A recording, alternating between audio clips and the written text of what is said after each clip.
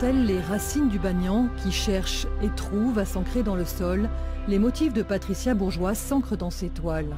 Femmes enceintes ou ignames étendent leurs ramifications, s'échappent des cadres, prennent possession de l'espace. Cette nouvelle vie pousse sur une terre fertile, des toiles peintes il y a 15 ans, revisitées par l'artiste. En regardant toutes les créations que je faisais à l'époque, je me suis rendu compte que j'aime beaucoup la ligne, encore aujourd'hui. J'aime beaucoup faire des croquis sur modèle vivant rapide, donc avec une ligne très expressive, très nerveuse. Donc je me suis dit qu'en fait, tout ce qui liait mes tableaux, ça pouvait être le mot racine, donc pris dans tous les sens du terme. Et donc je me suis amusée avec cette ligne qui court un peu partout, qui symbolise un petit peu nos racines, qui finalement sont un peu comme des têtes chercheuses.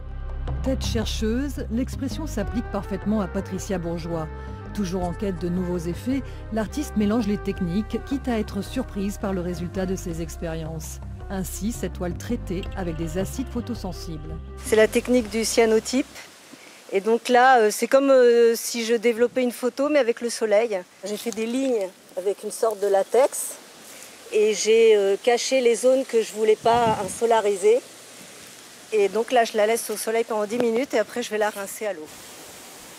Dans les études d'art, on nous apprend qu'il faut mettre du gras sur du maigre, ne pas mélanger une technique au couteau avec une technique très fluide. Et en fait, j'aime bien faire des essais et faire pas forcément ce qu'on m'a appris. Patricia aime aussi jouer avec les supports. La base est souvent un paréo sur lequel papier, cols et pigments s'ajoutent, s'entremêlent, se juxtaposent pour créer une sorte de parchemin.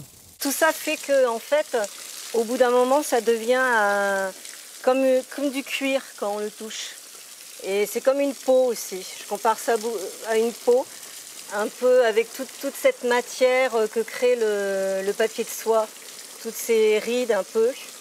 Et en fait, dans ce travail-là aussi, je fais référence au tapas.